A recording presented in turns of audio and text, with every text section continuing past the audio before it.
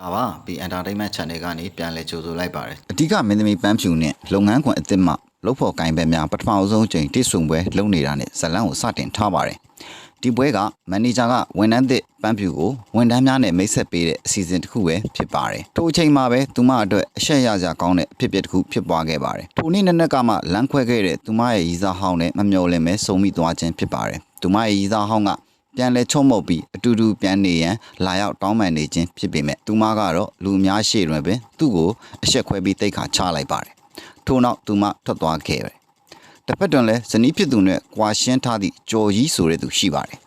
သူဟာဇနီးဖြစ်သူကကွာရှင်းသွားကြတဲ့ကသူ့ရဲ့အိမ်ဟာရှုပ်ပွားနေခဲ့ပါတယ်သူကအလုတ်သွားရန်နိုးလာတဲ့အခါတိုင်းသူ့ရဲ့ဇနီးဟောင်းထံပို့ထားတဲ့စာရိုများကိုသူမဝင်ဖတ်သလားဆိုတာအမြဲစစ်ဆေးလေးရှိပါတယ်လမ်းမှာတော့ကျောင်းတွေပဲတငယ်ချင်းတူနဲ့စုံရထိုသူကသူ့ရဲ့ကလေးတွေဓာတ်ပုံကိုပြပါတယ်ကျော်ကြီးကသူကွာရှင်းပြီးလိုက်ပြီးဖြစ်ကြောင်းပြောတဲ့အခါတငယ်ချင်းဖြစ်သူကကွာရှင်းချင်းကဘဝရဲ့အကောင်းဆုံးဆုံးဖြတ်ချက်ဖြစ်ကြောင်းအားကျဂုဏ်ပြုစကားပြောပါတယ်ယခုဆိုရင်တငယ်ချင်းများနဲ့ညားတဲ့တွေအပြင်ထွက်နိုင်ပြီးနိုးမုံဝေရန်သို့မဟုတ်အိမ်အမြန်ပြန်ရန်စိတ်ပူစရာမလိုတော့ဟုပြောပါတယ်ကျော်ကြီးကရီမောပြီးအလုတ်ကိုဆက်သွားခဲ့ပါတယ်အလုတ်ကိုရောက်တော့သူ့ဇနီးဟောင်းထံမှအကြောင်းပြန်စာကိုစစ်ဆေးနေစဉ်ကားပါခင်မှာပန်းဖြူနဲ့သူမရဲ့ရီစားတို့အကြီးကျယ်ရန်ဖြစ်နေသည်ကိုမတော်တဆတွေ့လိုက်ရပါတယ်ပန်းဖြူကစိတ်ကုန်နေပြီဖြစ်ကြောင်းနဲ့နောက်တစ်ခါထပ်မတွေ့ကျင်တော့ကြောင်းပြောပြနေခြင်းဖြစ်ပါတယ်ကျော်ကြီးကဂယုမဆိုင်ပဲအလုံးလုံးရန်အပေါ်ရက်သို့တက်သွားခဲ့ပါတယ်သို့တော့အလုံးထက်ရောက်တဲ့အခါမန်နေဂျာကဝန်ထမ်းအသစ်ပန်းဖြူနဲ့မိတ်ဆက်ပေးလိုက်ပါတယ်ကျော်ကြီးကသူမအားလွန်ခဲ့သည့်3လစာ project ဟောင်းများကိုပြသပြီး၎င်းတို့ထဲမှ4ခုသာမန်နေဂျာ၏အတည်ပြုချက်ရခဲ့ကြောင်းရှင်းပြပါတယ်ပန်းဖြူက၎င်းတို့ကို2ရက်အတွင်းပြန်လည်စစ်ဆေးပေးမည်ဟုကြေညာပေးလိုက်ပါတယ်ကျော်ကြီးကဆက်စုကျင်စိတ်ဖြင့်သူမရီစားဟောင်းအကြောင်းကိုမေးမြန်းပြီးနားလည်မှုလွဲသည်များကိုဖြေရှင်းကာပြန်တွဲရန်အကြံပေးပါတယ်သို့သောပန်းဖြူကတော့သူမရဲ့ရီစားဟောင်းကအခြားအမျိုးသမီးများနောက်ကိုလိုက်နေသည့်လမ်းဘေးကြောင်တစ်ကောင်နဲ့တူကြောင်းမျှော်လင့်ချက်မရှိကြောင်းပြတ်သွားစာပြောပါတယ်နေ့လည်သားထားချိန်မှာတော့သူမရဲ့အမျိုးသမီးလှုပ်ဖို့ကိုင်းပဲများကဆုံးဖြတ်ချက်မှန်ကန်ကြောင်းအားပေးကြပါတယ်အကယ်၍သူမကပြန်လက်ခံလိုက်ပါကတစ်သလုံးနှောင်ထားရလိမ့်မယ်လို့ဆိုကြပါတယ်သူတို့ကထိုလူကိုအလိုလိုက်ထားခံရသူမိခင်ကိုအားကိုးသူနဲ့လုံးဝအားကိုး၍မရသူအဖြစ်အတင်းတုပ်ကြပါတယ်အဲ့ဒီညမှာတော့ပန်းဖြူကအလုံနောက်ကျသည့်အထိနေခဲ့ပြီးအကူကြီးလိုအပ်တဲ့ဖြင့်ကျော်ကြီးကိုအချိန်ချင်းဖုံးခေါ်ခဲ့တော့လေကျော်ကြီးကမကင်ခဲ့ပါဘူးလှုပ်ဖို့ကိုင်းပဲတူကကျော်ကြီးကဘာတစ်ခုမှမူးနေလောက်ပြီးဖြစ်ကြောင်းနဲ့ဖုံးကင်လင်းပင်အတိတ်ပဲမရှိသည်များကပြောမိဖြစ်ကြောင်းထို့ကြောင့်သူပြောသမျှကိုအတီမီယူခြင်းကပိုကောင်းလိမ့်မည်ဖြစ်ကြောင်းပြောပြပါတယ်အဲ့ဒီနောက်မှာတော့ပန်းဖြူကအိမ်ပြန်သွားခဲ့ရာသူမရဲ့အိမ်ဒီအမိုက်ပုံကဲ့သို့ဖေဖျဲဖြစ်နေသည်ကိုတွေ့လိုက်ရပါတယ် CCTV ကိုစစ်ဆေးကြည့်တဲ့အခါရီစားဟောင်းကသူမရဲ့အိမ်ကိုလာရောက်ဖျက်ဆီးသွားခြင်းဖြစ်ကြောင်းသိလိုက်ရပါတယ်သူမကဒေါသတကြီးနဲ့ဖုန်းခေါ်ပြီးရှင်းလင်းချက်တောင်းပါတယ်ရီစားဟောင်းကဘာလို့စေခြင်းလဲတောင်းပန်ရမလားလို့ခပ်ပေါ်ပေါ်တုံ့ပြန်ခဲ့ပါတယ်သူမကရဲတိုင်မဟုတ်ချင်းချောက်ပြီးတောင်းပန်ခိုင်းတော့လဲရီစားဟောင်းကတော့မောက်မာစွာဖြင့်ထို့သို့လှုပ်သူမှသူမဟုတ်နိုင်ကြောင်းညင်းဆိုခဲ့ပါတယ်ထို့သူကအခြားအမျိုးသားများသည်လည်းအိမ်ထဲကိုခိုးဝင်ပြီးအဲ့ဒီလိုလုံနိုင်ကြောင်းအရေးအမွေပြောခဲ့ပါတယ်ပန်းဖြူကရီစားဟောင်းကိုတန်ဖိုးမရှိသူဖြစ်ထပ်မံပြစ်တင်လိုက်ပြီးသူ့ကိုတွဲခဲ့မိတဲ့အတွက်နောင်တရကြောင်းပြောပလိုက်ပါတယ်နောက်တစ်နေ့နဲ့မှာတော့ကျော်ကြီးကအမူးလွန်ပြီးခေါင်းကိုက်ကနိုးလာပါတယ်သူရဲ့အိမ်ထဲမှာတော့ခိုးရီကြောင်တွေနဲ့ရှိနေပါတယ်သူဟာတလိษံများကိုမောင်းထုတ်လိုက်တော့လဲကြောင်တော်ကောင်မဦးကြောင်တောင်တောင်နဲ့ပြန်ကြည့်နေခဲ့ပါတယ်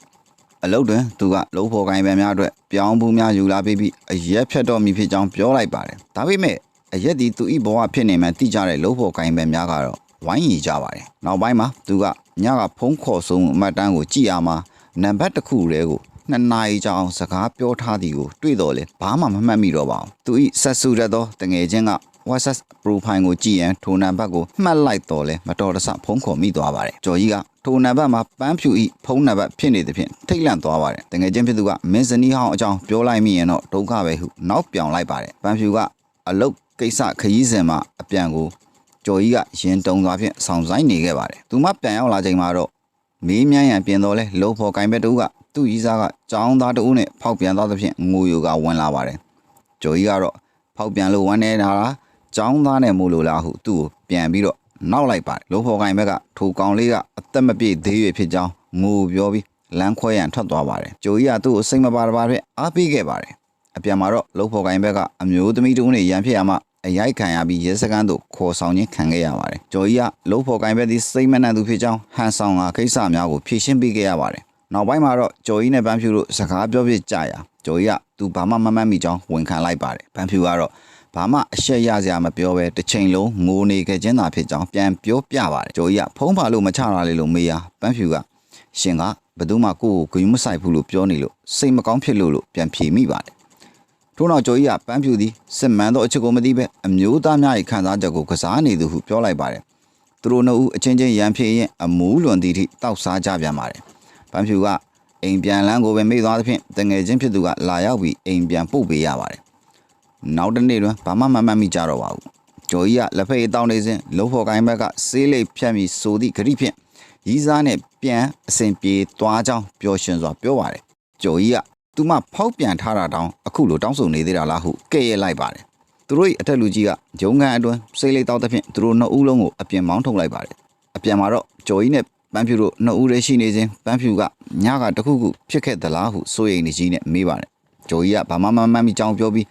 အလုပ်တွင်သူမနဲ့နီးနီးကပ်ကပ်မနေရန်ရှောင်ရှားခဲ့ပါတယ်သို့သောကုမ္ပဏီကသူတို့နှစ်ဦးကိုကြော်ညာရိုက်ကူးရေးတစ်ခုတွင်အတူတူတာဝန်ပေးလိုက်ပါတယ်ပန်းဖြူကသူမ၏တာဝန်များကိုအကောင်းဆုံးလှုပ်ဆောင်တော်လဲကျော်ကြီးကသူမကိုတိမခံနိုင်ဖြစ်နေပါတယ်အလုပ်ပြီးတဲ့နောက်တစ်ဖွဲ့လုံးညစာစားကြစဉ်အားလုံးကပန်းဖြူရဲ့သမီးစားကိစ္စအကြောင်းကိုပြောပြရန်ဖိအားပေးကြပါတယ်ပန်းဖြူကသူမဤစားဟောင်းမှာကိုတေချောင်းကြံစီသွားသည့်နာမည်ကြီးဒရိုက်တာတဦးဖြစ်ကြောင်းပြောသဖြင့်အားလုံးကအံ့ဩတင်သွားကြပါတယ်။ညမကုန်ငယ်မှာပဲလုံဖို့ကိုင်းပဲတဦးကပန်းဖြူကိုပိုပန်းတော်လဲသူမက project budget များအကြောင်းကိုပြောပြီးစကားလမ်းကြောင်းလွှဲလိုက်ပါတယ်။အဲဒီလူကကျော်ကြီးဒီမချမ်းသာတော့လဲအမြဲတမ်းငွေရှင်းပေးတဲ့သူဖြစ်ကြောင်းပြောကသူ့ကိုယောက်ျားကောင်းတူဟုချီးကျူးလိုက်ပါတယ်။အဲဒီညမှာတော့ကျော်ကြီးကပန်းဖြူကိုမူပြီးစာဖို့တော်လဲသူကမမူးကြောင်းနဲ့အရေးတကြီးပြောကြရှိသည်ဟုပြောပါတယ်။ပန်းဖြူက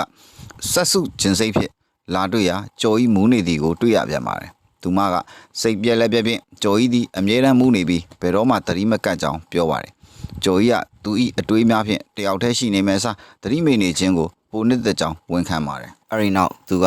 စုဆောင်းငွေအားလုံးကိုသုံးပြီးအိမ်ကိုပင်ပေါင်ကဇနီးဟောင်းလိုချင်သမျှပေးခဲ့ကြောင်းဖွင့်ပြောလိုက်ပါတယ်။သို့သောသူမကသစ္စာဖောက်ပြီးအိမ်မော်မှာပင်ဖောက်ပြန်ခဲ့ကြောင်းပြောပြပါတယ်။ပန်းဖြူကသူမအတွက်စိတ်မကောင်းဖြစ်သွားပါတယ်။ကျော်ကြီးကသူ့ချစ်လားလို့မူးမူးဖြင့်မေးလိုက်မိပါဗျာပန်းဖြူကတော့ထွက်သွားခဲ့ပြီးသူကတော့ခုံပေါ်မှာပြုတ်ကျခဲ့ပါတယ်နောက်တစ်နေ့မှာတော့အဖွဲ့သားများကကြေညာအိုင်ဒီယာတင်များကိုရှာဖွေနေကြပါတယ်ကျော်ကြီးကတော့ချော်လဲပြီးလက်ကျိုးသွားသဖြင့်အလုံးမတက်နိုင်ပါဘူးနောက်ပိုင်းတွင်ကျော်ကြီးကလက်တွင်ကြောက်ပတ်တီးဖြင့်ရုံရောက်လာပြီးပန်းဖြူကိုညကိစ္စအတွက်တောင်းပန်ပါတယ်သူတို့နှစ်ဦးအတူတူထမင်းစားကြတော့လဲချက်ချင်းပင်ပြန်လဲရန်ဖြစ်ကြပြန်ပါတယ်ကျော်ကြီးကပန်းဖြူဝစ်စုံကိုဝေဖန်တော်လဲသူမစိတ်ကြိုက်ဝင်ချင်းသာဖြစ်ကြောင်းတုံ့ပြန်ပါတယ်ကျော်ကြီးကသူမသည်တေဆုံးသွားသောဤသားဟောင်းကိုမမေ့နိုင်သေးသဖြင့်အိမ်အောင်မပြူခြင်းဖြစ်ကြောင်းဆွဆွဲပါတယ်ပန်းဖြူကတော့ထိုဇက်လန်းမှာလူတွေကိုဆက်စုတာကိုရပ်တန့်စေရန်လိန်ထားခြင်းဖြစ်ကြောင်းအမှန်တိုင်းပြောလိုက်ပါတယ်သူတို့ရဲ့ရန်ပွဲမှာအချင်းချင်းအဖြစ်များကိုလှောင်ပြောင်ပြီးအကြီးအကျယ်ဖြစ်ပွားခဲ့ပါတယ်အိမ်နေညမှာတော့ဂျိုကြီးကဓာတ်လီကားမှာအိပ်ပျော်သွားခဲ့ပါတယ်မကြာမီကုမ္ပဏီကအပွဲလိုက်ခီးစဉ်တစ်ခုစီစဉ်ခဲ့ပါတယ်တောင်တက်နေစဉ်မှာပဲပန်းဖြူကပင်ပန်းနေသဖြင့်ဂျိုကြီးကကူညီခဲ့ပါတယ်ပန်းဖြူကသူမရည်စားဟောင်းအကြောင်းတဝက်သားမှန်ကြောင်းဖွင့်ပြောပြပါတယ်။သူမသည်နာမည်ကြီးဒရိုက်တာတဦးနှင့်စေသက်ခဲ့သည်မှန်တော့လဲသူကအစာအနာမရှိပျောက်ကွယ်သွားခြင်းဖြစ်ကြောင်းသူကလာပေါင်းများစွာဆက်သွယ်ခဲ့တော့လဲအကြောင်းပြန်မှုမရခဲ့ကြောင်းပြောပြပါတယ်။တငယ်ချင်းတဦးက3လအတွင်းသူပြန်လာလိမ့်မယ်လို့ပြောခဲ့ကြောင်းလည်းပြောပါတယ်။တကယ်မှာတော့1လအကြာမှာသူပြန်လာပြီးတောင်းပန်တော့လဲသူမကသူ့ကိုလစ်လီရှုလိုက်ပါတယ်။အဲဒီညမှာတော့အဖွဲ့သားများအကြီးကျယ်တောက်စားကြပြန်ပါတယ်။အထက်လူကြီးကဇနီးဖြစ်သူထံမှဖုံးလာသဖြင့်အော်ဟစ်ခါပြန်ပြောတော့လဲတားဖြစ်သူနေမကောင်းကြောင်းကြားသဖြင့်ချက်ချင်းပြန်သွားခဲ့ပါတယ်။သူဤဘန်ကတ်ကိုထားခဲ့ကအဖွဲ့သားများကိုဆက်လုပ်ရန်ပြောခဲ့ပါတယ်။နောက်တစ်နေ့မှာတော့ဂျိုကြီးသည်ရဲတပ်တစ်ပတ်ပေါင်းများစွာအတန်တိတ်နေတဲ့ဇနီးဟောင်းထံမှစာတစ်စောင်ရရှိခဲ့သဖြင့်အံ့ဩတင်သွားပါတယ်။ဒီချိန်ထဲမှာပဲပန်းဖြူရဲ့ရီစားဟောင်းကပန်းဖြူတန်းစာပို့တော်လဲသူမကချက်ချင်းပင်ဘလော့လိုက်ပါတယ်။သူမကဂျိုကြီးရဲ့ဖုန်းကိုခေါ်အားမှာတော့အမျိုးသမီးတဦးကဖြေကြားသဖြင့်စိတ်ပြတ်သွားခဲ့ပါတယ်။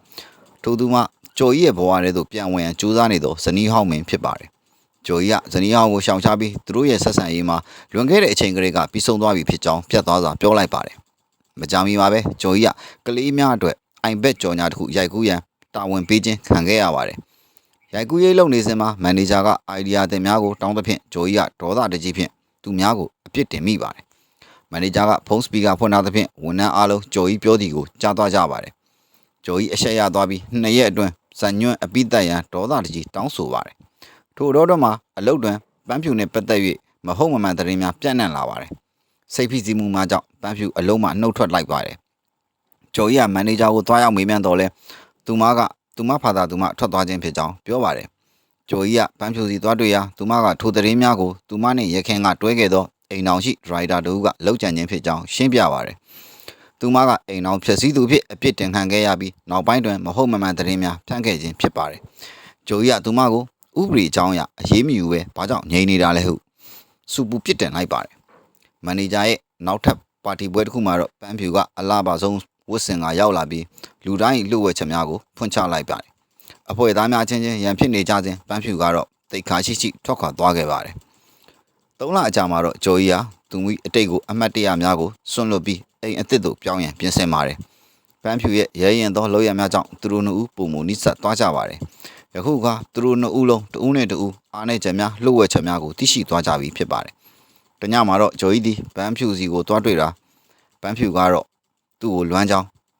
ဝန်ခံပါတယ်သူတို့နှစ်ဦးရဲ့ဘဝစာမျက်နှာသစ်စတင်တော့မှာပဲဖြစ်ပါတယ်ဇလန်းလေးကတော့အီနီယာမှာပဲပြီးဆုံးသွားပါတယ်အဆုံးထိရရှိခဲ့မယ်ဆိုရင် like လုပ်ဖို့မမေ့ပါနဲ့အောင်တော့မှတ်ချက်များကိုလည်းရေးသားပေးခဲ့ကြပါအောင်နောက်ထပ်ဗီဒီယိုများကြည့်ရှုနိုင်ရန် subscribe လုပ်ထားပေးကြပါအောင်အားလုံးကိုနှုတ်ဆက်ခဲ့ပါတယ်ခင်ဗျ